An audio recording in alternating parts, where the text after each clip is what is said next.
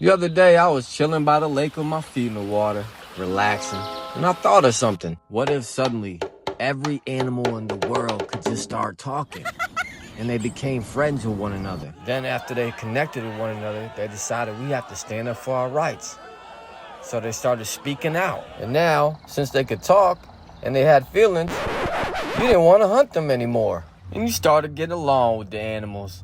And you had a cool player pigeon partner from next door. He had a double-decker birdhouse, flossing. But here's the problem. Your family dog, well, he's not spooky to take a dookie in someone else's lawn. And the pigeon's lawn was his first target today. But oh no, the player partner pigeon wasn't having it. He looked at the dog and said, "You old four-paws suckerfish. I'll beak you in both eyes and claw you in the nose, you cheap Chinese foodie and ham and jelly." So you went and broke it up, put the leash on the dog and brought him home. But the very next day, that foul feather motherfucker decided to drop a duke right on your windshield. Ba-dow. Now, at this part of the story, that pigeon motherfucker done turned into the ops. So you got your slingshot out, and now you gotta go Wayne Brady on him and catch a bird body. But the player pigeon wasn't done. He called in his hawk homies, and they went dookie nuclear on the family SUV. I think most of us agree. This is the ultimate form of disrespect. At this point, you had it, so you went over there to confront that pigeon. And guess what?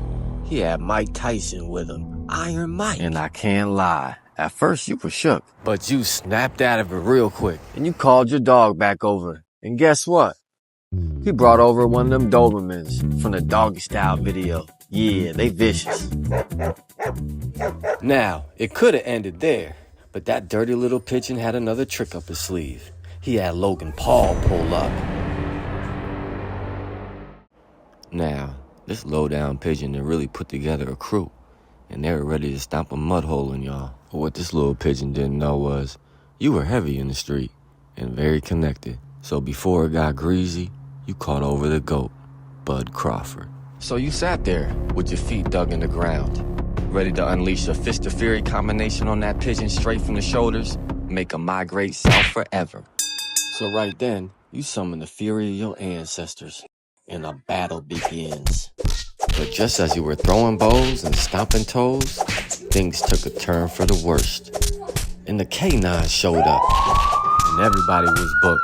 And the most diabolical part about it is, it was Friday, so they had to wait all the way to Monday to see a judge. Now, after a little bit of time in the cell, and since Johnny Cochran wasn't available because he was deceased, you thought the next best thing would be Justin Bieber.